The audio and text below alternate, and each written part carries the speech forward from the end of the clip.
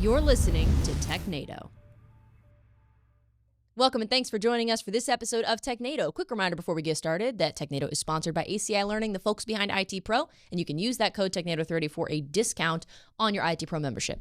I'd recommend it, but that's just me. I'm Sophie Goodwin. I'm one of your hosts for the show today. I was out last week. I was taking some vacation time and going to see mom and stuff for Mother's Day, so I'm glad to be back. Daniel, how did things go while I was gone? It was great. We had Don to come on, and it was a lot of fun. We talked about some really cool articles and tech news as well, because I figured Don's going to be here. We got to do some tech news, bringing it back, right?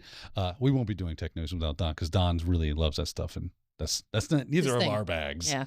So I did hear some interesting and exciting news, though, that you have started watching the X-Files. Yes, I did start watching the X-Files while I was out last week. I'm only on... Keep the camera off me. I'm just... You're so proud. Oh, I'm so proud. It took me long enough, right? Because you guys talk about it a decent amount. You reference it. I know it's Don's favorite show. And it's definitely we one of my have top like three, I think one of our segments has like the X-Files music in the background. Oh, yeah. Tinfoil hat. Right. Yeah. So I'm like, all right, it's been enough time. I need to just... It's on Hulu, I think. So I'm like, I'll just start watching it. And I'll just do it to say I give it a shot. I got through the first episode and I was like, I have time for another one. I could probably just, Yes. Yeah, do not try to binge watch X-Files. Yeah, you're going to find yourself friendless, probably. Like none of your bills will be paid. There's pretty good. So many episodes. Like I think it's like 11 seasons or something. Yeah. I looked up, it's like over 200 episodes. So I have, and they're each like 40-something minutes long. They're like 47 minutes. So I'm excited. I'm about to watch episode 8. I stopped on episode 7 of season 1 because I got busy with other stuff last week, but I did watch quite a few episodes, and so far I really like it. Yeah, I think we were talking about this. I think you're on ice. Yes, that's the next one. Yeah. Such a good episode. Yeah, I said ice is the next episode, and he goes, "You're going to love that." Yeah. I was like, "How do you know it by name like that?" Because I've watched it like 1,000 times, right? Like such good TV. So yeah, that's true. So I still haven't watched a lot of the movies that are on my list to watch, but I have started the X-Files. So you're young. You'll get there. I got time. A step in the right direction. I'm currently like doing a bad 80s movie like tour. Oh, really? Yes. I watched some real interesting ones last week. Let's see, what did I watch? I watched not Hands of Steel. I watched Hands of Steel. Then I watched Robot Apocalypse. So bad. So bad. I can't even begin to explain to you how bad that movie was. And then Hands of Steel was a bad movie, but it was more bad in a good way. Okay. It was very entertaining. So bad it's entertaining and enjoyable. I enjoyed it. Yeah. Okay. But definitely Robot Apocalypse. Next on my list is going to be, I believe it's called USA 3000.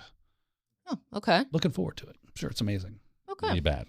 I think Fifth Element's next on my list. A few people have told me that I need to watch that. Yeah, so that's hot. It's on the list. I'm going to try to watch. I'm also watching The Sopranos. There's a lot of media that's good stuff too. Going in and out of my head. So speaking of things going in and out of my head, I did take a look at these articles that we're going to be going through today, and man, there's some interesting news going on this week. We initially were like kind of a slow news week, and then we like refreshed the page and we're like, whoa, there's a bunch of stuff going on. So we'll go ahead and jump right in. We don't have a tinfoil hat segment today, unfortunately, but we do have another old favorite. Who got pwned? Looks like you're about to get pwned. Fatality. Yeah! Oh, I love that little guy in his computer chair. So this one comes to us from the Register. A Dell customer order database of 49 million records was stolen, and it is now up for sale on the dark web. And isn't that usually where this stuff ends up? It ends up on the dark web eventually. I got to go on the dark web more often. Apparently I saw all sorts of goodies for sale on the dark web. You just reach out and go, hey, here's my Bitcoin. I got to get Bitcoin first, I guess. True. Yeah, I guess that's the one of the hurdles to actually being a part of the dark web economy is that you have to get into cryptocurrency. Yeah, it seems like that's a requirement. Yeah, it seems to be a requirement. And it might be a non-starter for this guy. Yeah, probably it's just best if I would buy hard drugs and start with Dogecoin and work your way up from murder for hire and all that, but I just can't get down with the cryptocurrency. Well, as in many cases where we have a big company like this that has an incident, they did acknowledge there was an incident with access to a database, with customer information, but I bet you can't guess what the next thing they said was. Oh, let me see. Let me get my crystal ball out here. Did they say, but no sensitive customer information was really touched? Ding, ding, ding, ding. At all. They did access our systems, but I mean, who hasn't had their system accessed from time to time? I mean, these things happen, right? That data is still super safe. Can't wait to read next week. Maybe week I don't. after. Maybe I don't know what I'm talking about because this is no financial or payment information, email address, telephone number, or anything highly sensitive. And if that's true, then that's great. It seems like a lot of times though things come out later, like you said. Oh well, maybe some social security numbers, but no big deal. But one of the things that they said was access, name, which is not great, but I guess it's public knowledge, technically speaking. Dell hardware and order information, okay, and physical address. Now I know that's not a bank account number or a social security number, but if I knew my physical address was out there, that would freak me out. Maybe that doesn't count as sensitive information. So this is fun, right? I've really enjoyed this little conversation we're having right now because I'm going to channel my inner Don. Oh no! And Don is going to say, "That's what we used to call the phone book." Right. Because they would throw a free phone book on your doorstep. You would open it up, and I could look up your name, your phone number, and your address was there as well. I wonder. All these things were just freely available to the masses back in my day. Yeah. Right. But now your generation has been taught those are that's PII. Yeah. That's private information. You don't let that stuff out. So it's just kind of interesting for me to see from my generation to your generation how things have changed quite a bit. And now that's considered like, bad things have happened. They know where you live. Yeah, I mean, I guess you could probably Google somebody's name and find stuff about them and at least previous addresses and stuff. I know a lot of times you can find relatively easily. Yeah, and it's not very expensive if you wanted to really go down the rabbit hole to look at your work history and things of that nature. A lot of our personal information, but they would have to be targeting you specifically. Yeah, that's true. For really that to be a problem. If this is all they got, I mean, the best thing they got maybe is like username information, but data is the big. It's more valuable than oil and gold. You know what I mean? Like this is the hot commodity of our time. At what point does that hit an equilibrium though? Yeah. Right? Like how many data breaches will it take before everybody in the world has been exposed in some way, shape, or form? And now you're just giving me duplicates of stuff I already have. Because it's very rare that somebody has zero online presence. Right. Even if somebody actively avoids social media and all that stuff, like my grandma doesn't do that kind of stuff. But if I Google her, I can find her. Right. Like everybody's got some kind of a presence. So yeah, I would be curious. That's what I mean. It's like it's getting interesting. How long before? I mean, it's got to be a race to the bottom before that data is no longer as valuable as it once was. It's like thinking of gold. I can only mine so much gold. Once all the gold has been mined, it hits a set value. Mm-hmm. Right. That's I think more, I guess, of Bitcoin. It maybe would be a better analogy. There's only so much of it. It's set value now. It continues to raise in price because of rarity and scarcity. Mm-hmm. So maybe new people are coming in and that's what's keeping it from being, hitting that homogeny is that because new people are born every day. Therefore, there are new PII to grab. I guess I'm thinking through this in real time, by the way. But you can't tell. Good. This is why we like this kind of stuff. It encourages conversation. So Dell got popped. They did. And you're right. They'd have to be targeting somebody specifically. And out of 49 million records, I mean, also I haven't bought anything from Dell between 2017 and 2024, so I'm not part of this. But I just personally, if somebody said, I've got your physical address, that would set off some alarm bells for me. But they did send out an email to their customers and let them know what was going on. They did downplay it a little, but they said they're taking the privacy and confidentiality very seriously. There was an incident, but not a significant risk to our customers, given the type of information involved. This was obviously a marketer that wrote this. Sure. Some PR person coming out there. We continue to monitor the situation and take steps to protect our customers' information. Oh, yeah. Were you not taking steps before? You say you're continuing to do it. Are they the same steps you took that got you breached? Yeah. Or are we doing something different? I mean, this is a really vague sentence you got going on here. Is it supposed to fill me with security and happiness? Confidence in that you're continuing to take steps. What does that mean? It's like when a restaurant comes out and is like, our burgers are now 100% beef. And it's like, what were they before? Hold on. Yeah. Back up there. Wait, did you just say now they're 100% beef? What were they before? Right, exactly. Well, they were 20% person and rat, but I mean, technically, soylent green is people. They eat the bugs. Yeah, live in the pods. There's a certain percentage of bugs that are allowed to be in food, and so that's all we were talking about. Yeah. So anyway, so Dell is at the very least acknowledging that something happened. It will be interesting to see if there's more information that comes out later. Yeah, probably. I'm sure if you're a Dell customer, you're being contacted with some very opaque form that talks about the latest and greatest things that are happening at Dell. And by the way, down in the fine print, there was a breach. you don't got nothing to worry about. Well, this next one is I think going to give us some interesting fodder. I'm curious to know what your take is on this. This next one also comes to us from the Register. Encrypted mail service Proton hands suspects' personal info to local cops. Now, I don't think this is the first time this has happened with this specific that is correct. Company or organization. Yes. So, but it was, I believe, back in 2021, there was an IP address that was shared, and they claimed that they didn't track IP addresses, so then they had to change that and say, well, maybe we do. But in this case, it was a recovery email address that they gave to police. And then I think they also had to work with Apple to identify the person who owned the email address. So it was a multiple company operation here. But I mean, we were kind of talking about this, something similar the other day.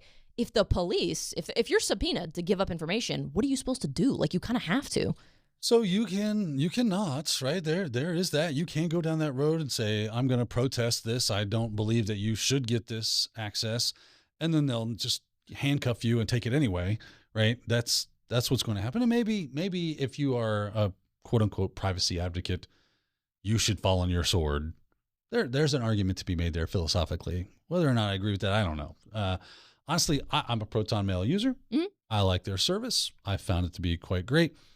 I am the kind of person that reads the fine print and says, what do you offer me? I am a privacy advocate. I think that people should they do have a right to privacy inherently that is just given to us as humans by nature.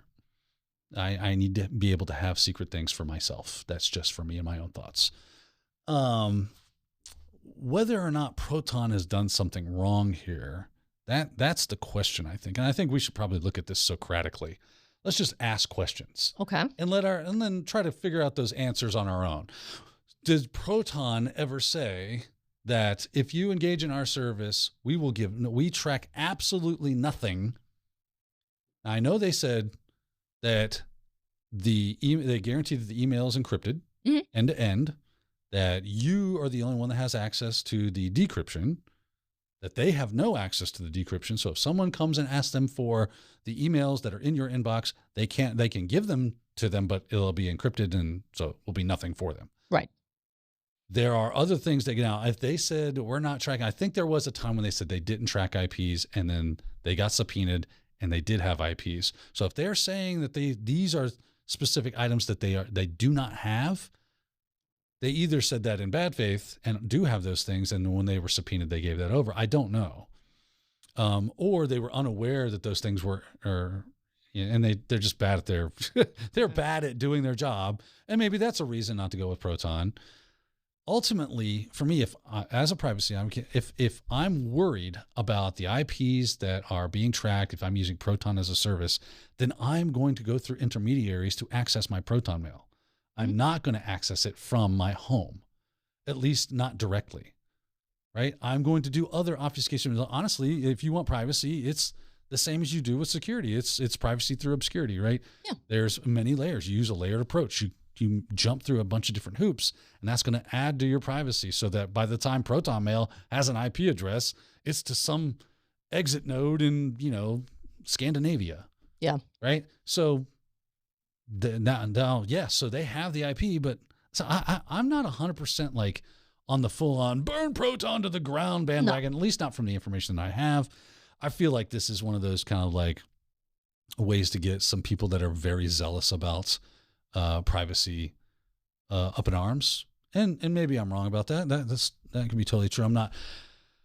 I'm not as super zealous as a lot of people might be, but I do think it is, and maybe I'll go that way as I continue to learn more about privacy and the invasions of privacy that do occur. I do understand that there are people's lives can be impacted by this. Sure. Right. So we do need good privacy, but if you're at that level where you need like super secret privacy, man, you got to take things in your own hands.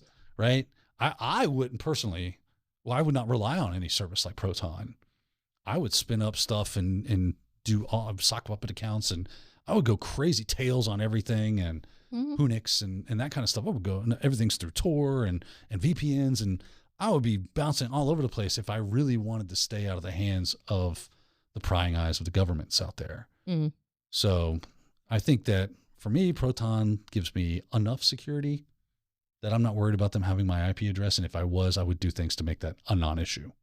And I think outside of that issue with the IP addressing, where they claimed that they didn't track user IP addresses and then they were able to provide one, so it's like, well, you kind of do. Yeah. That was in 2021, so a couple years ago.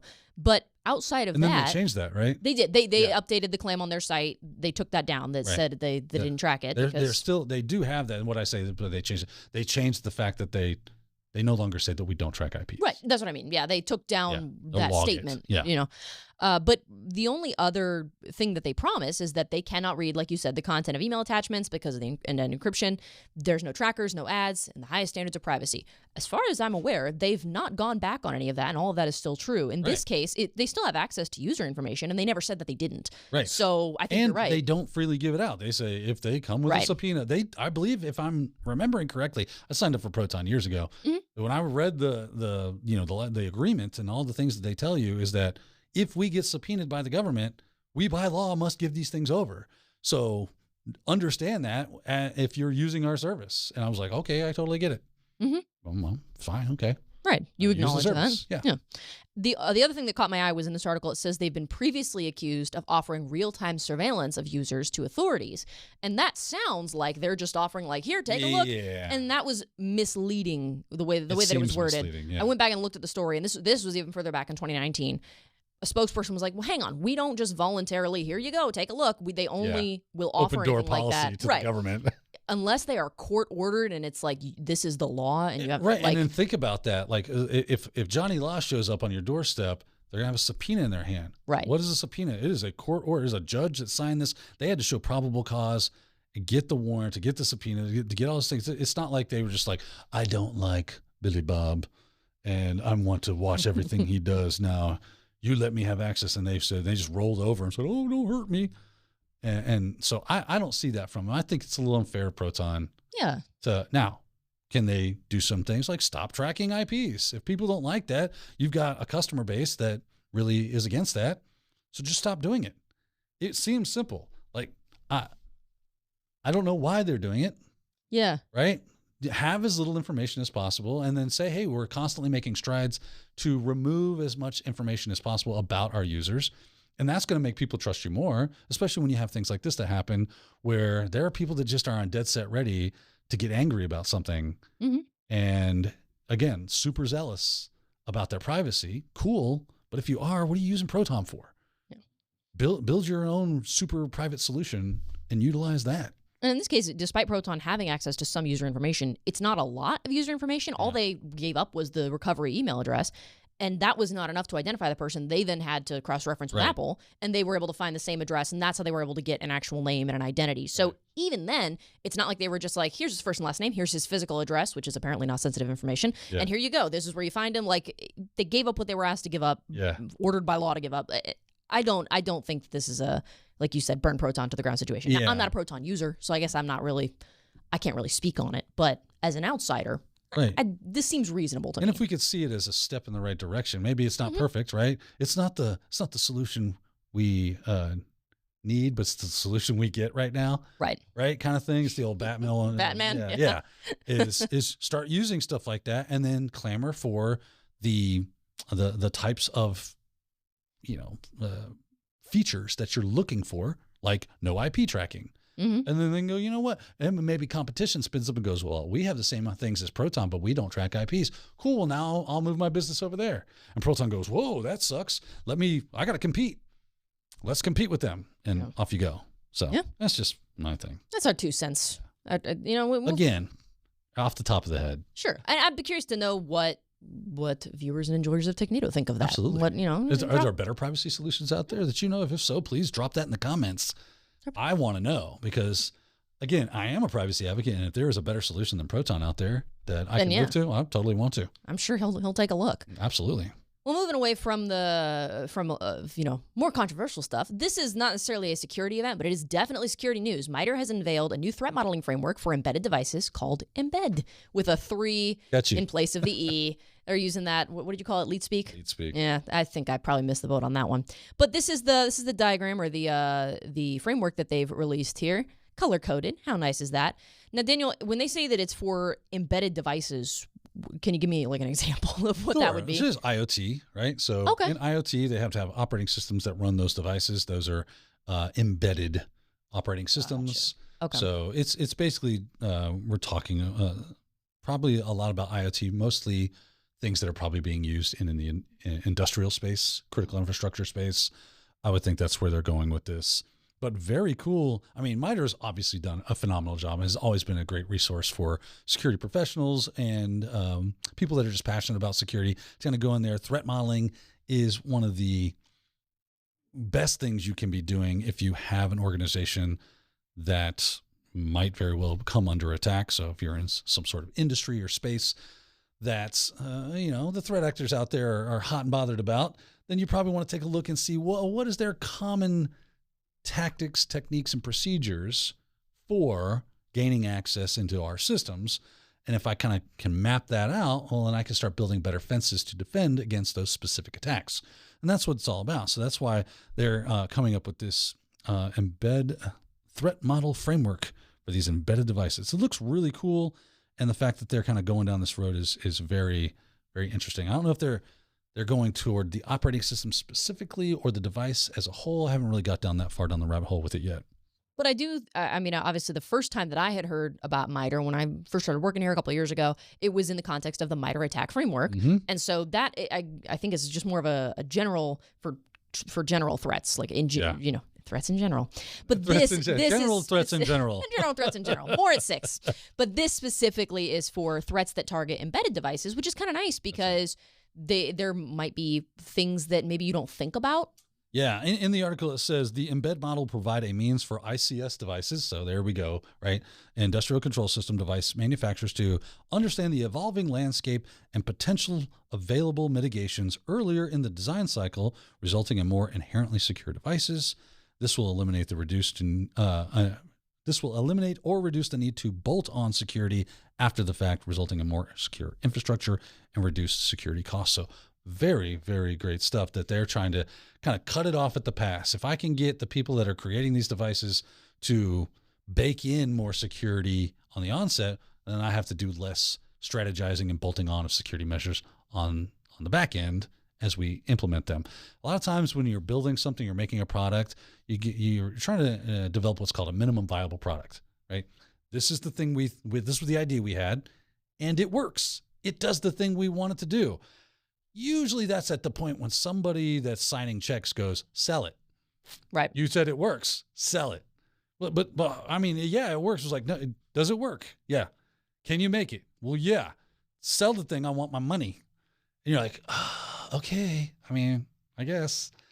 And unless you have companies that are thinking about the security ramifications and impacts that would come from something like an ICS embedded device being popped by a threat actor, going, well, that'll give us a really bad reputation as not caring about security, and then the people that possibly would be purchasing our devices are going to go with our competitors, right? Because they do care about security. So okay, well let's start working on security. So that's what MITRE is attempting to help them do, is get that security baked in at the best levels that really is focused on their specific industries. Right, building it in rather than tacking it on at the end. Correct. So that it's more inherent to the device. When you were talking about how a lot of times it's just as soon as you've got something you can sell, they want to sell it and turn that profit. I feel like I've seen a dozen movies with that plot line where it's like, sir, we've got the prototype, but it's still dangerous for the public. Doesn't matter. If it's working, you could sell it. And then it like kills a bunch of people or whatever. Yeah. Obviously, in this case, it's maybe a little bit less severe. But I just feel, I was like, I've read this book before, and that never ends well for anybody. Yeah. You know? Yeah, I did not like the ending. No, and that guy was a total D-bag. Mm-hmm. Now, was that the robot in RoboCop, the one that like shot the guy during the demonstration? Oh, yes. Where it was like, he's but we still got to work some things out, and then he ends up killing the guy. Of course, they did turn that loose on the public, didn't they? That was not like they did. They did not learn their lesson. Yes. So MITRE's trying to avoid that kind of a thing. Yeah. If Omni, if Omni Consumer Products had only had the MITRE embedded framework, maybe the ED209 would not have killed that junior executive in the boardroom that day. Tragic. Yeah, it is. If we could turn back time. If we could turn back time. Well, that's a little bit more severe, I guess. And speaking of severe, we got another story here. This one says severe vulnerabilities in Centurion cellular modems pose risks to various industries, various and sundry, as Mr. Daniel Lowry would say. Cornucopia. So a veritable cornucopia, yes. Now, Centurion, I had not heard much about this company until we took a look at this article. Was this a company you were familiar with before? Yeah, apparently they make cellular modems. Actually, no, I wasn't. But, apparently they are kind of big in this space. Okay. And cellular modems are really useful and helpful devices that we tend to slap on things that it's hard to get internet access to, right? So I've got something that's way out in the boonies. Starlink obviously is starting to become a definite competitor in that space as well. But it's going to be a while before we walk away from cellular technology as being a viable solution for getting access to certain devices that make it is difficult to get access to. I think of things like critical infrastructure, IoT devices. They need access to the internet. I say they need it. We like to give it to them. Because who likes going out into the field to admin something, right?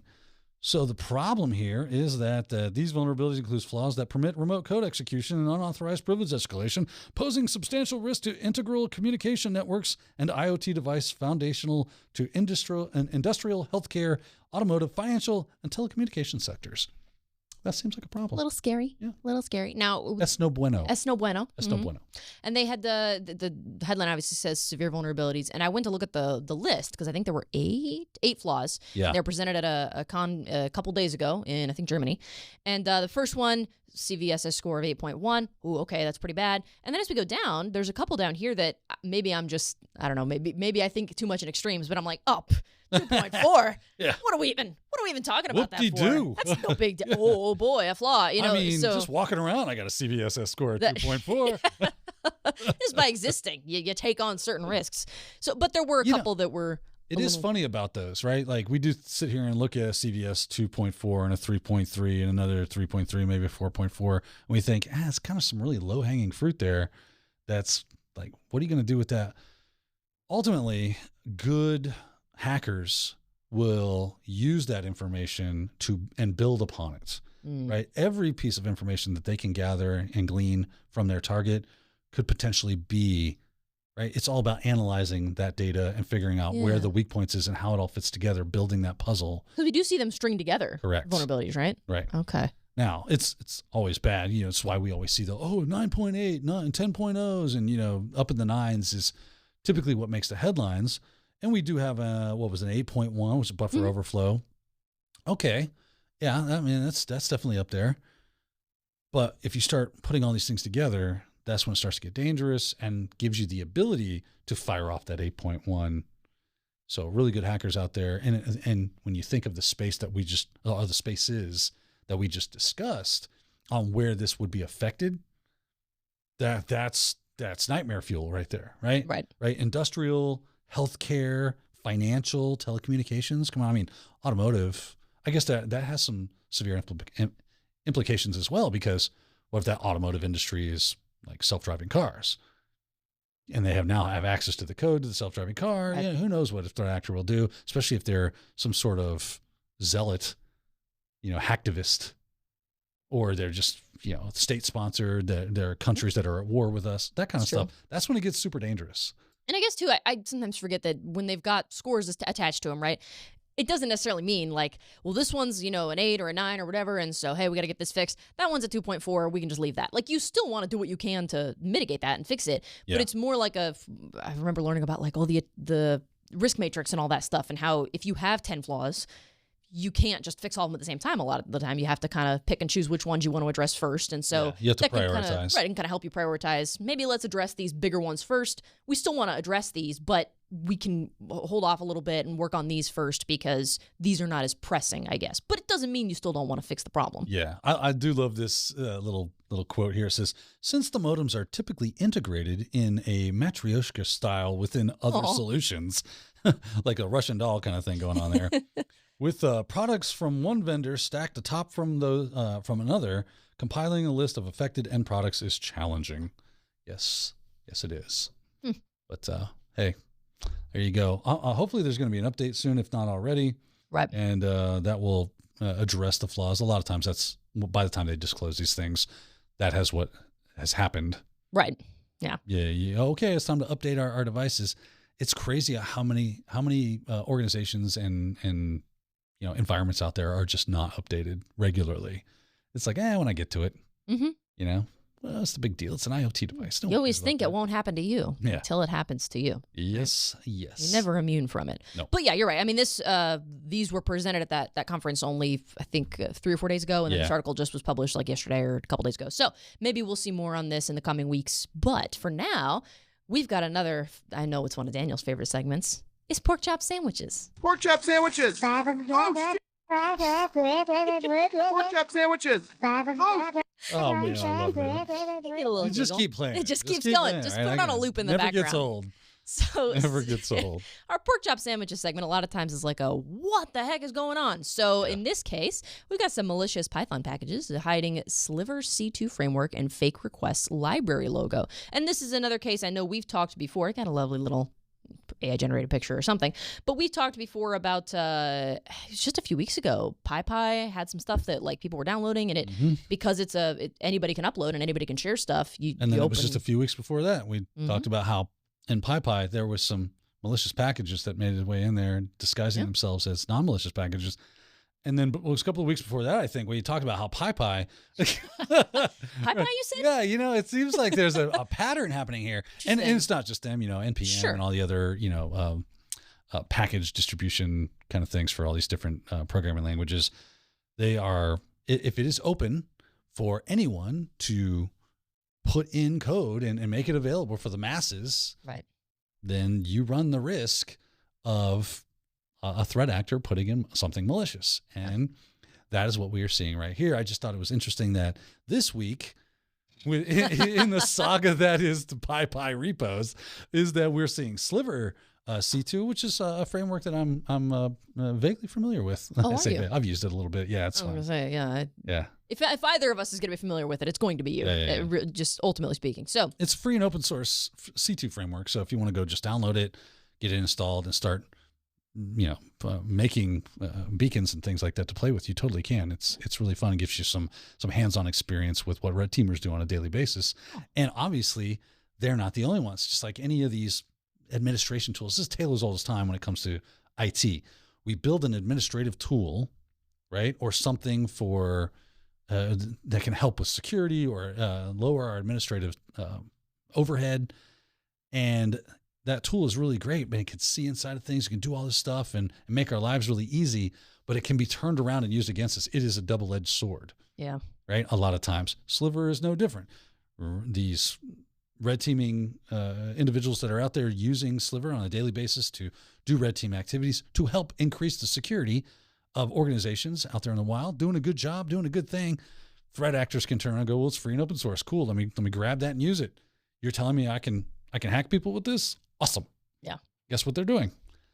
They're hacking people with this. Always got to be somebody that spoils the fun. One bad apple in the whole bunch, right? Yeah, that's right. That's right. So this malicious Python package, in this case, it purported to be an offshoot of a popular request library, and that was called Request Darwin Lite. That was the name here.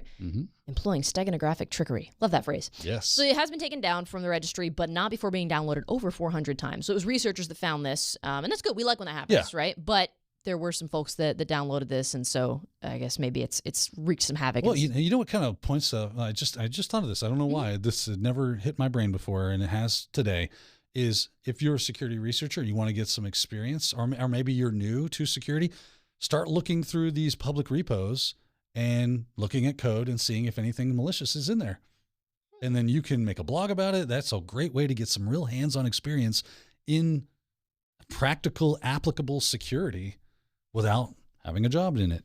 Yeah. Doing it. It's just right there. It's jumping apparently PyPI is rife with these things. So and you're doing a good thing. And you're doing a good thing. You're providing a public service. So man, you just got all sorts of really good things going for you by being a part of the solution instead of the problem.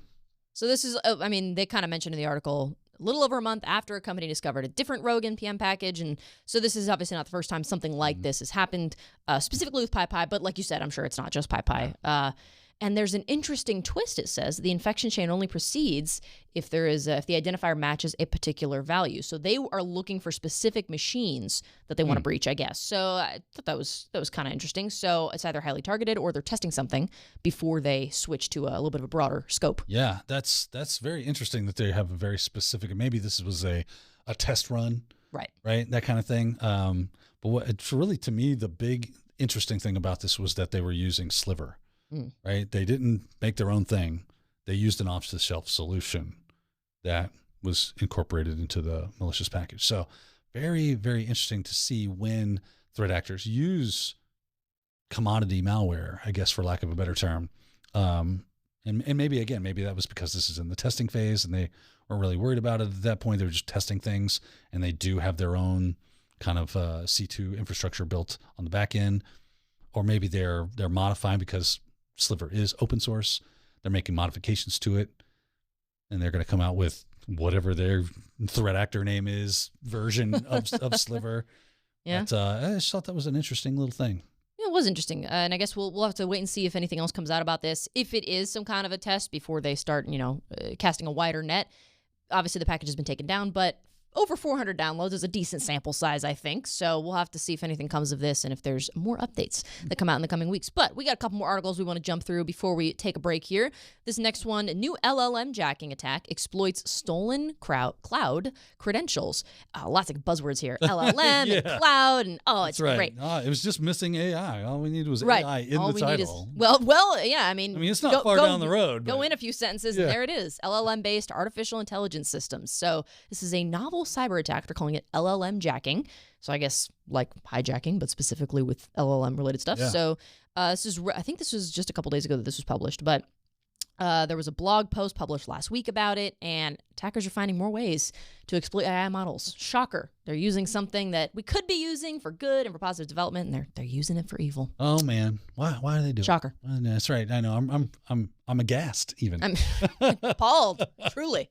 Oh, the gall of these people. Well, no, if something comes out and it's useful, attackers are going to go for it, right? Whether that be to use AI directly to create malware or phishing campaigns and all that other horrible stuff that they attempt to use it for, or to go after your LLM and your access to said LLM so they don't have to pay for it, right? Because it does cost money to get the good stuff. Yeah. And, you can play with ChatGPT 3.5 or Gemini or, some of those other open systems. But if you want the big dog on the blocks, you're going to shell it some do-re-mi. And they're like, why? Well, I can just hack into somebody else's stuff and utilize theirs. Yeah. And I believe it says right here, it says, in this instance, the attackers exfiltrated cloud credentials to gain access to the cloud environment where they targeted local LLM models hosted by cloud providers. For instance, they targeted a local Claude LLM model from Anthropic, which, if left undetected, could result in over $46,000 of LLM consumption costs per day for the victim. That seems like an issue, right? That's some big do-re-mi right there. Per day. Yeah. Right. So obviously they're just stealing your resources. Yeah. And then using that to do horrible things. Right. It could be, like developing code that's malicious or whatever. Or they also pointed out trying to ask a bunch of questions to pull any sensitive data out of it. Because if you are using it and asking questions for your own personal stuff, your data is then going to end up in there. Maybe it's sensitive company information, whatever. Right. And if that's the other shoe that goes on this. Exactly. I'm glad you pointed that out. It's not just now, I have access to your LLM, but I have access to all the data that you put into your LLM. Right. Which API keys, code, passwords, you name it. Yeah. If you know what access or what questions to ask, then you have no idea what you could spit potentially out the good stuff. Yeah, pull something out of it. Yeah. It's like when you put 1 quarter in the gumball machine and it gives you 3 gumballs for some reason. So if you got nice bonus. If you got that LLM access out there, you might want to make sure all your systems are tightly secured and keep an eye, because that could be a bad day if they start really spinning stuff up. Yeah, absolutely. Luckily, I'm not running any large language models, so hopefully I don't have to worry about this. But yes, it's good to keep in mind. Now we've got an exciting little update. Nmap 7.95 was released. Look at that. We've got an article talking about what's new. Now, I have not used Nmap extensively, but I have witnessed Daniel use Nmap on many various and sundry occasions in lots of courses that we do here in the studios. So what is exciting about this update to you, Daniel? It looks like it's performance for the most part, kind of just shaving off some of the rougher edges around Nmap. If you've ever run an Nmap scan, you'll notice that when you do things like OS fingerprinting, that it goes, our best guess is this, and sometimes it's just really bad. Right? It's just not great. you're looking at it, and if you do it enough, you kind of figure it out yourself. You go, oh yeah, we're working with a Linux machine, or looks like Windows Server, probably something to that effect. You start intuitively to figure those things out. But Nmap has realized that, hey, you know what? We're not great at that OS detection. Let's really kind of hunker down and try to make that a more user-friendly experience and have a better experience for our end users. So they've really worked on that. I think they also worked on the versioning. So if you see an open port, Nmap will kind of tell you, let's say you see port 80 is open. It'll say HTTP. Okay, but what about port 792? What port is that? What service is normally associated with that? I think they've done some refining on what goes on in that, how that's defined, to make sure that when you see that port, it's reflecting what is normally used in today's day and age on said port. And then if you actually go into the versioning and say, hey, you run like a dash V or the dash A. I typically just run a dash A because it does like operating system scan versioning. It does or fingerprinting, not versioning. It'll tell you the operating system fingerprint, and it'll tell you the service version if it can, right? So it kind of increased not only the accuracy at which it tells you what that software and version is that's running on that service port, but it has increased what services and software is available and being used for those. Because, we come out with new software and services all the time, and now they've just kind of updated that. So they added a lot. I think it was something over 6,000. Oh, yeah. 6,500 new fingerprints with 336 new OS detection signatures and 1,246 protocols now recognized. So lots of updates for this and very good ones. Also new bug fixes as well. We always like bug fixes when it doesn't do the thing we think it should do. And it gives us some garbage. We don't like garbage. We like the thing we're looking for. So very cool to see 795 marking a significant increase in functionality. In addition to expanded support and bug fixes, looks like there's some new scripts, so that's kind of nice. fun. 4 new NSE scripts for querying industrial control systems. Moving into that space. It's been an industrial control systems day. It has. Hasn't it? It's going to be our title. We'll have a big factory in the background of the thumbnail. Yeah. No, I'm just kidding. We'll think of a catchier title so that you click on it. That's right. I'm just Technado kidding. destroys ICS. Yeah. New clickbait. Yeah. No, we try not to do that. No, we do have one more article we wanted to touch on before we take a break here on Technado. New POC released for critical PuTTY. I said PuTTY and it upset him. How in the PuTTY. world? What are you, Sylvester the cat? What? I taught. Oh my gosh. Yeah, I taught. Well, I guess that's Tweety, right? PuTTY. Sorry. PuTTY. My bad. Funny. Anyway, POC released for critical PuTTY private key recovery vulnerability. Daniel is obviously the PuTTY expert because I have been using PuTTY for quite some time. I can't even say it correctly. So have you never used PuTTY before? I've never used it. You've seen me use it closest plenty I've of gotten times. is watching you use it, and then when I was like kicking buckets and stuff, not for anything malicious, but a lot of times I would find stuff that was like, oh, it had that file extension or whatever on it, and I was like, oh, what's this? And so that's the closest I've ever gotten to touching it. Okay, so this is actually a bit of an old thing. I say a bit of an old. It's like it was about a month ago. They discovered a flaw in PuTTY, and that flaw was disclosed properly and patched. So all you have to do is go patch. But guess what? You ready for this? Big shocker. I hope everybody's sitting down. Not everybody patches.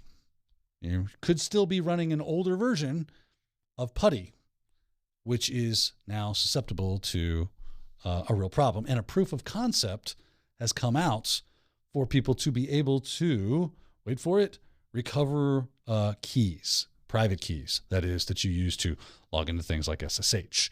So if you've got PuTTY and you're running it, man, you really need to do the update thing. And now that's the long of it. What's really cool is that there's point of concept or proof of concept code out there that we can go and look at if you're so inclined to see how does this actually work, maybe modify it for yourself, play around with it, build a lab, put an old version of PuTTY, see if you could extract the keys and build your, so it's more of like, hey, there's a resource out there for all of us to be able to kind of play around with security stuff and exploit a known vulnerability with PuTTY. And PuTTY is ubiquitous, man. Everybody uses PuTTY. Yeah. So it should be fairly easy to go get your hands on an older version that would be susceptible to this, slap some keys in it, and see if you could extract them out using the proof of concept code that is now available online. So just very cool stuff. And of course, the article goes into a little bit about which versions are susceptible and where you might see the problem, right? So it says the POC leverages the nonce bias to recover the private key from a set of signatures generated by a vulnerable PuTTY version. Attacker could obtain the required signatures in several ways, such as setting up a malicious SSH server and capturing the signatures from connecting PuTTY clients, or extracting signatures from signed Git comments or Git commits, or other sources where PuTTY was used on an SSH agent. The vulnerability affects not only the PuTTY client, but also several other popular tools that incorporate vulnerable PuTTY versions, including, and not limited to, FileZilla. Now, no one's ever heard of that. WinSCP, again, no one's ever heard of that. Now, this Tortoise Git and Tortoise SVN, I'm not as familiar with, but I definitely know these two bad boys right here. So it's not just PuTTY itself, it's things that incorporate PuTTY into it that you got to be on the lookout for. So definitely, if you haven't heard of this, definitely need to go updates. And if you're so inclined, grab that POC and see what you can do with it. See if you can make it work. It's a lot of fun, and you'll know more about that. And that will kind of hopefully lend to you being building better fences and understanding the importance of getting updates done in a timely fashion. Well, this has been Daniel Lowry, our resident PuTTY user and expert, because I don't understand it. So he's the expert by default. You mean PuTTY? PuTTY. PuTTY, yeah. Yes, exactly. He's right. Yeah. He reads my mind. He knows exactly what I'm thinking. That's it. Well, that's going to do it for our conversation on PuTTY for now. So I see we start a campaign where we rename PuTTY as PuTTY. It's the long U sound. That's right. You put an umlaut above it or something. Yeah. Well, we'll that's going to do it for our conversation on PuTTY for today. Maybe we'll come back to it in the future. But we are going to take a quick break so that we can rest, and I can finish my Celsius, and we will be back with a deep dive. So don't go away. Yeah. Stick with us through this break here on Technado. Tired of trying to schedule your team's time around in-person learning? Isn't it a bummer to spend thousands of dollars on travel for professional development? What if we said you can save money and time and still provide your team with the best training possible? The answer to your woes is live online training from ACI Learning. With live online training, we provide our top in-person courses in private, online, instructor-led formats. You get to provide professional development in a manner that fits today's expectations. Entertaining, convenient, and effective. Our exam-aligned courses inspire the full potential of your team. Visit virtual instructor-led training at ACI Learning for more info. Welcome back. Thanks for sticking with us through that break. As you can see, I did finish my Celsius. It is gone. Daniel is ready to get into our deep dive. What? I think so. Yeah, I didn't We have a deep dive? Surprise. Yeah, you're our subject matter expert for this. Mm-hmm. Yeah. And we're going to be... Push me on stage. You'll be fine. Into the spotlight. You're just sweating profusely. Yeah. So, malware, right? Oh, man, it's hot. Before Daniel starts just open mouth sobbing, Yeah. It is about malware. We're going to be talking about malware. And I do enjoy a good malware conversation. You do indeed. And this one is Mallox. I want to call it pronounce Mallox because, and it's kind of funny because Mallox is the, if you get boo-boo belly, you take some Mallox, you drink a little Mallox, it makes you feel better. Whereas this is kind of the opposite of that. This kind of makes you, Mallox, I think it is Mallox. I think it makes you need Mallox. If you've been infected by it, you're like, suck. Because it's ransomware. Okay. Ransomware is not fun. Yeah. If you've never had to deal with that before, well then, man. Count your blessings. Yes, you should. Absolutely. Because it's total suckville. Have your entire thing encrypted. That's all your sensitive data. Then you got to worry about things like double extortion, where not only do they want money to decrypt your files, but we exfiltrated all that information and we will put it on blast if you don't give us some more money. So, which is a common tactic, honestly. Yeah. So I wouldn't be surprised if we see Mallox doing the same exact thing, or rather rinse repeating. But what I thought was really interesting about this article is this article isn't about like, oh, this company got breached or, this software vulnerability per se. It's more of how do we discover and look at and analyze malware strains, its evolution, its impetus, where it all comes from. This is from the Sequoia blog, and they are security researchers, and what they're doing is trying to figure out more about the Mallox platform, the Mallox ransomware itself. How does it work? How is it deployed? So that's what this is all about. And what they did was they set up a honeypot. Man, if you want to learn about malware, set up a honeypot. You make it look as enticing as possible. You put it on the internet and you just let it fly. And it won't take long. And if I'm not mistaken, if you look at, this table of contents, which give us a bunch of interesting different things like the introduction, the infection flow, and initial access, exploitation, all the good stuff we normally love to do right here in this deep dive section. And a little bit about PureCryptor, which is the loader that it uses, the Mallox ransomware deployment itself, the infrastructure used behind it, and then some detection conclusions and IOCs, as we always like to give you. But it says that I want to say it took them within the hour before this machine this honeypot that they set up was popped. So it's in here somewhere that they used a weak password. They set up a Microsoft SQL server.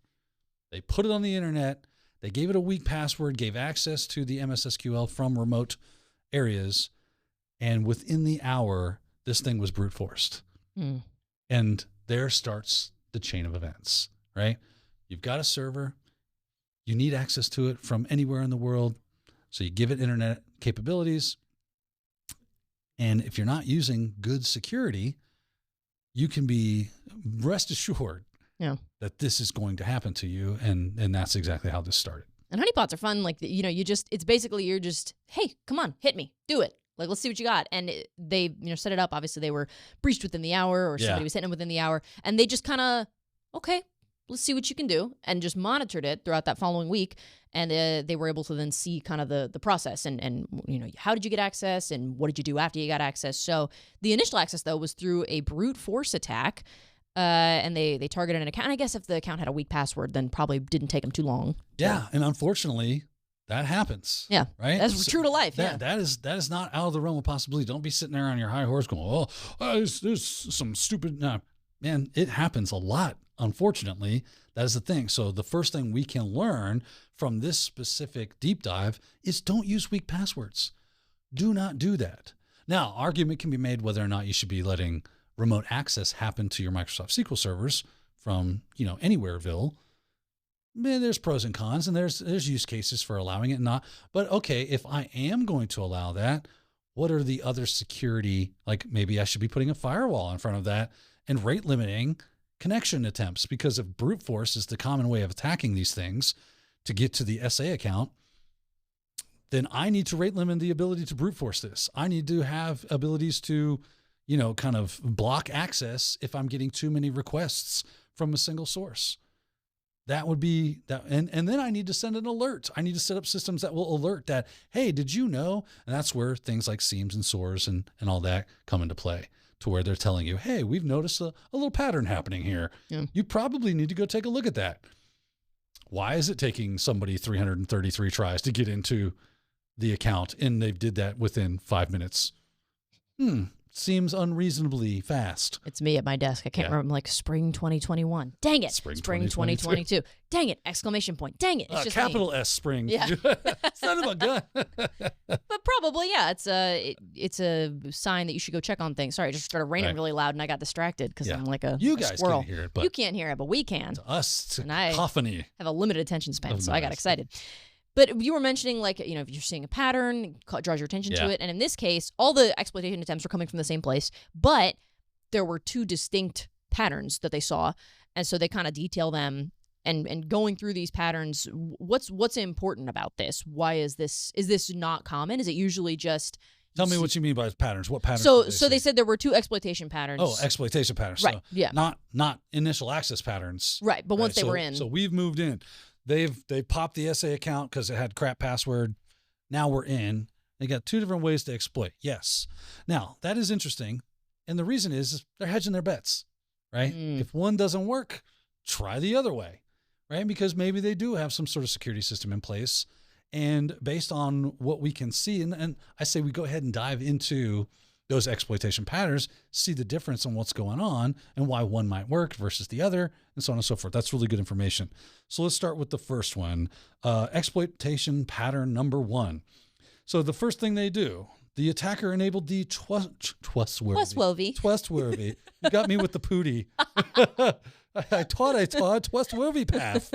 I did. What a whim. I did see that. They enabled the trustworthy parameters for the master database, which is disabled by default. So there's step number one.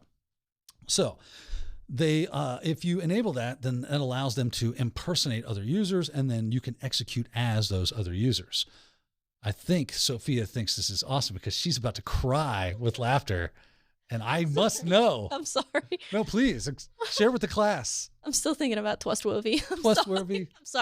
I'm sorry. No, it's actually good because the people out there are now getting a glimpse in what I deal with on a daily basis. If you hit her funny bone, she cannot stop. And she starts crying. I'm sorry. You keep going. I'll collect myself. No, it's funny. Exploitation pattern 1. Exploitation. We're going to do the entire thing like this for the whole thing, right? It enabled the CLR. Right, I can't do it. I can't even do it. It would be illegible. Yeah. You couldn't. Yeah, it gets crazy.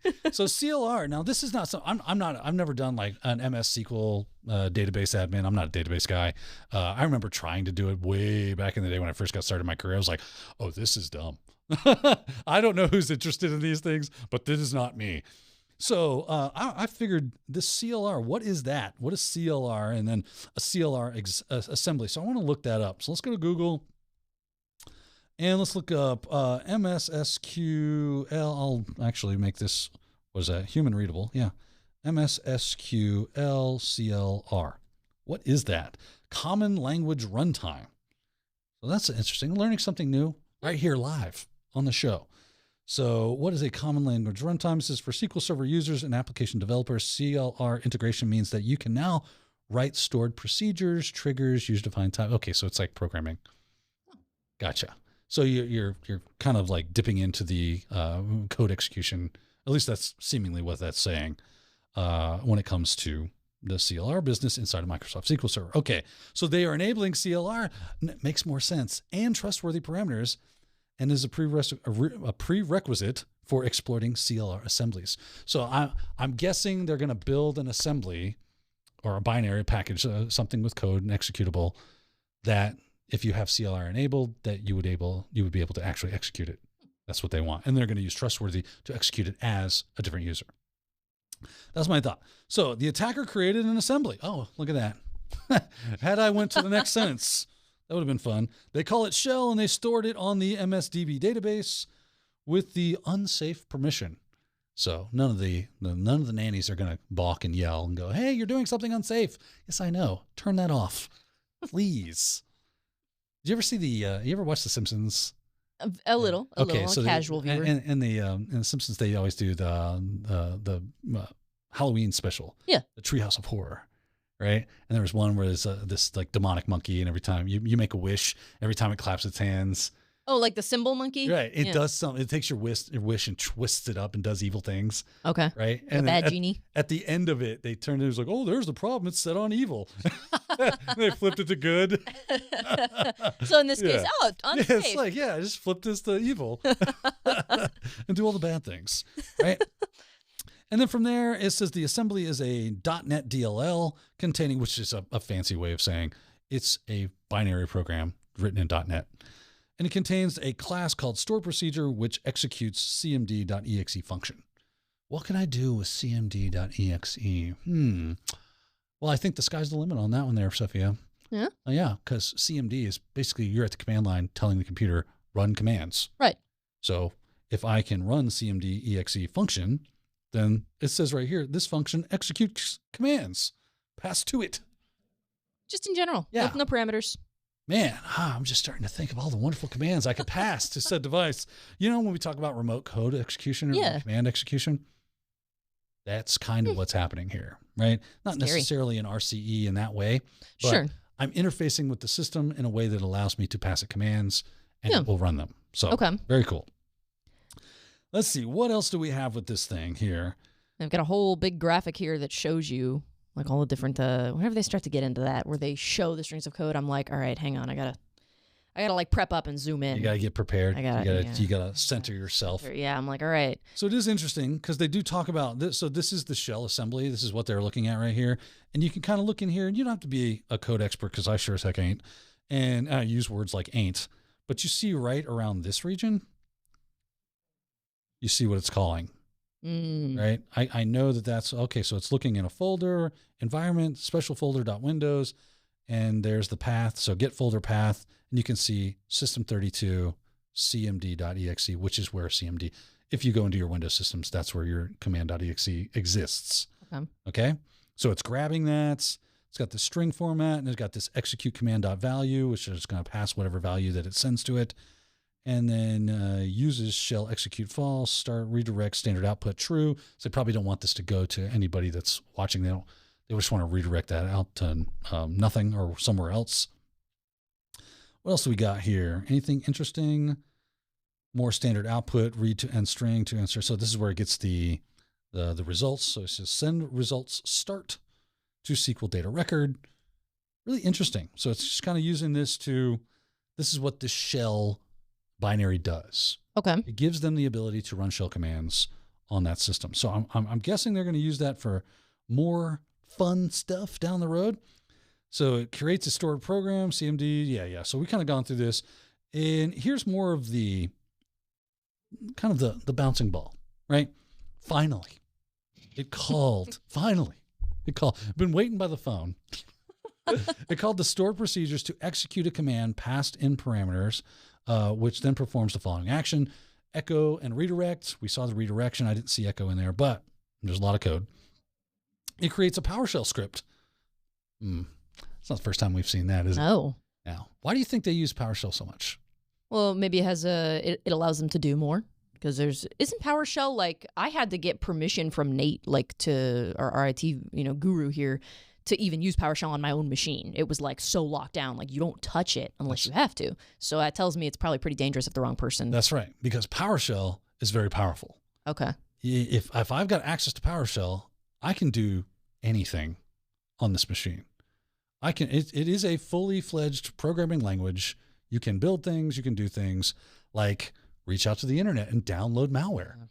It's a lot of fun. So that's why here we turn off PowerShell for random regular users. Yeah. What are you using PowerShell for? Right. You don't use it. That would be a red flag. If I was using it regularly, yeah. Absolutely. Yeah. Right. So if you don't have that system set up and you're running this, you might want to go ahead and make that happen. You might want to do that anyway.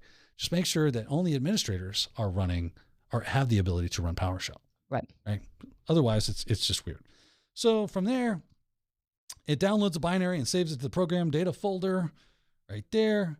Then it calls PowerShell to execute the script, which finally uses WMIC to execute the binary. It's just another function inside of a Windows system to be able to do certain things. Like it's similar to PowerShell in its functionality, just in the way that it works is a little different.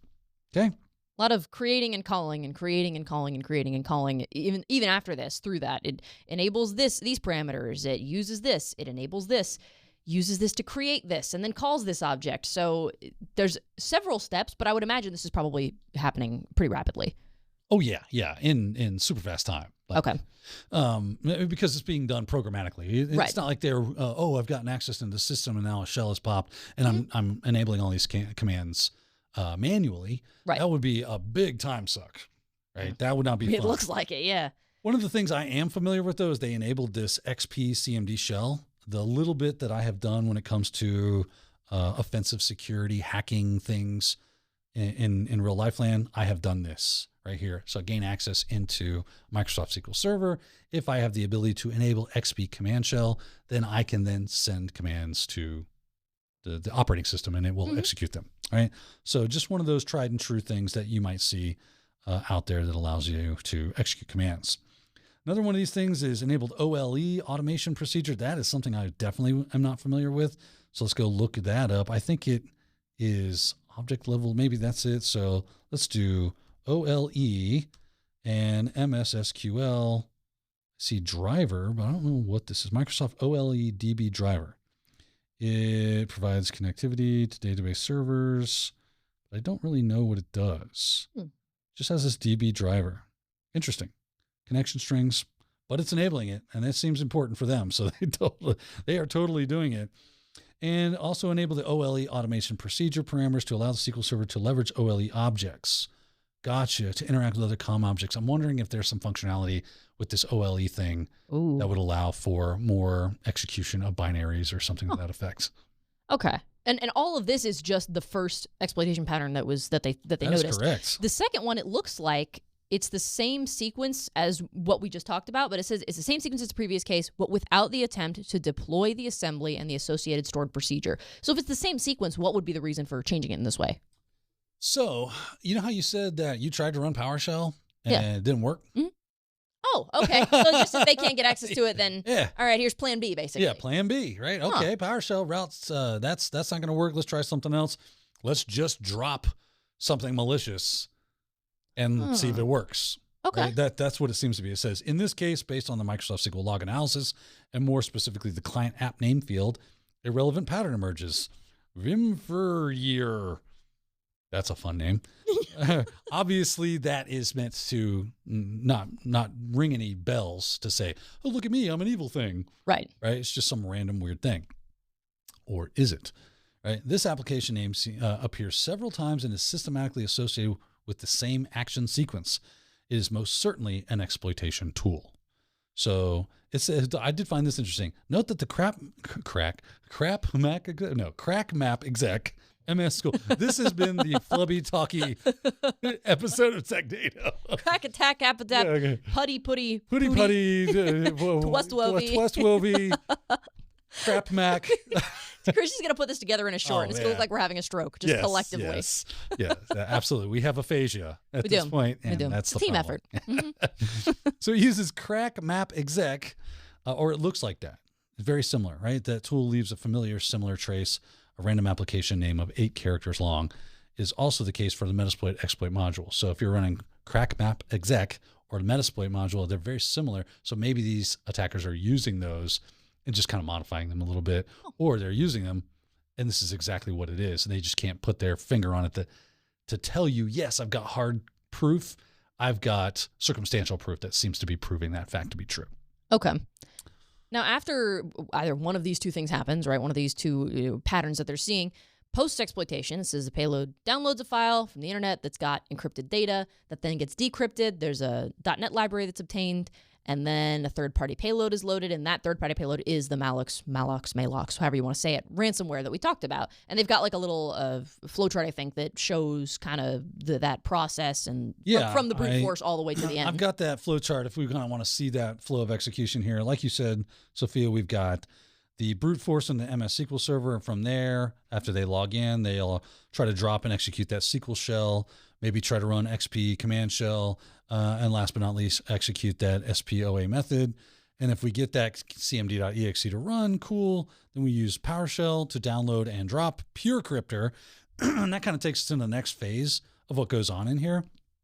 Is once we get to this PureCryptor, which is a loader, if I'm not mistaken, it's going to download stage 2 and uncipher and load other malicious activities as well. So loaders are just that kind of malicious code that goes, hey, I need a little more functionality. Let me grab that from the web. Hey, I've got some built in. Let me probably decrypt that, because a lot of times they're using encryption functionality to obfuscate that away from any AV EDR systems that might be looking at it.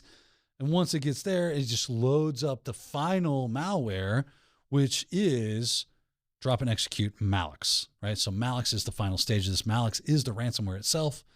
Once that gets loaded and executed, it starts encrypting files. It's probably going to give you a little, hey, how you doing? By the way, I didn't know if you noticed this, but we've encrypted your files. And if you'd like to get them unencrypted, well, that is an easy process. If you'll see this Bitcoin wallet address, you'll just put some Bitcoin in it. Let us know you did that. We'll give you that decryption key, no problemo. Yeah. So that is, I like watching these flowcharts because it does kind of surmise everything into one easy, pretty pink package with a bow on it. So once that third-party kind of payload has been, if this succeeds, right, and it ends up on the target, right, at that point, is it just like, okay, now your files are encrypted and that's it and you're done? No, actually, before it does that, I don't think we saw that in the flowchart, but it does do some, am I in a sandbox check? Oh. Yeah, you want to make sure that it's not running to be analyzed by people like Sequoia. Oh. Right? It looks for some really interesting things. Specifically, it looks for a DLL called sbie.dll, which is associated with sandboxy, right? Also tries to retrieve the Win32's BIOS using WMI query, looking for values like VMware, virtual, AMI, or Zen. What else does it look for here? Malware checks for monitor size, which I thought was really interesting because you're probably not full screened in a sandbox environment, right? It's going to be weird sizing. So if he doesn't see like a normal sizing structure, it's going to go, it's probably a sandbox. Okay. Jump, stop, run, delete thyself, right? It's just the malware checks for a username as well. If it's something very common like John, Anna, or just like a bunch of X's, it will exit. A network test is performed. The following command, ipconfig, renew, and release, to see if it gets all that and how that process is working, to see if that might be within a virtual network. So really interesting stuff. Also uses this technique detailed by the red team Vade Meckham called ETW event right patching to avoid system logging. So that's really cool, kind of patching different nanny systems, I think like AMSI and whatnot, to bypass the detection there. So a lot of sandbox detection, a lot of malware does this because they don't want to be analyzed, because the more we analyze it, the more we can signature it and create better defenses against it. So a lot of times it will just stop immediately and delete itself if it detects any of these things. When it checks for usernames for something common like John or Anna or like a bunch of X's, is that because usually if there's usernames like that, it's probably like a honeypot or something, and it's okay. You're so in a like, sandbox. Don't waste your time. Just exit, turn it off. We're done. Yeah. Even if that was the actual John is the user, it's not worth it might not be John. It might just be something rando. So okay. Interesting. So we've kind of talked about the couple different exploitation patterns that the folks over at Sequoia had witnessed. Yeah. Once this payload ends up there, it's a ransomware as a service type deal. Yep. And talks a little bit about double extortion, which is just so fun. Was there anything else unique about how this malware ends up there, or how it operates, that is something pretty different from what we see usually? I don't know about different. It's just attributes you probably want to be aware of is that, as they say in this article, Mallox is kind of opportunistic. It's not necessarily going after a specific organization or government or anything like that. It just starts scanning the internet, and these threat actors that are using Mallox do typically come from a very specific area of the world. I think it's from Southeast Asia.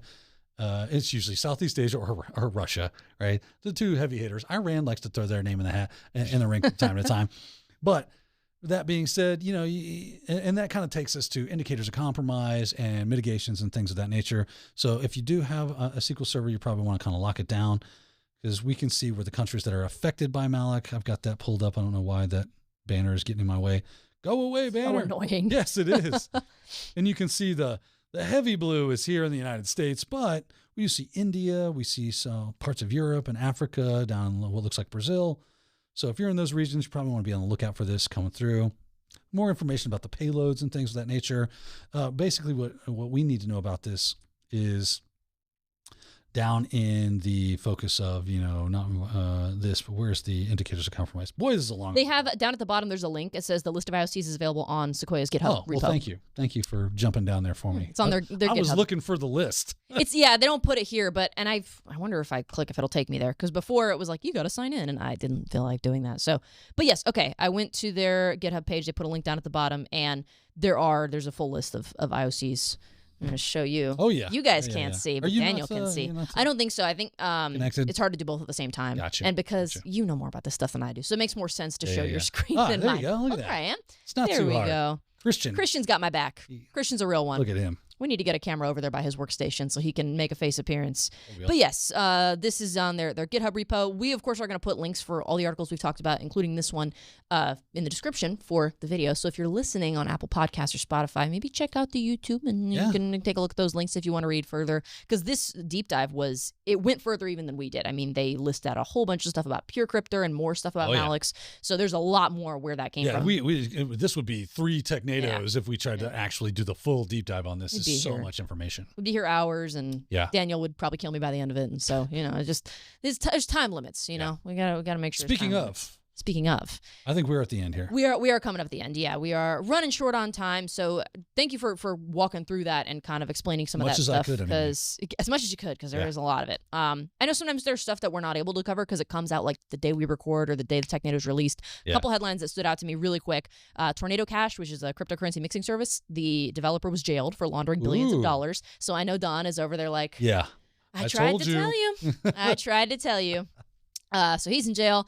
Adobe patched multiple code execution flaws. There was a new Google Chrome 0-day exploited in the wild. New, even beyond what was out earlier this week. Yeah.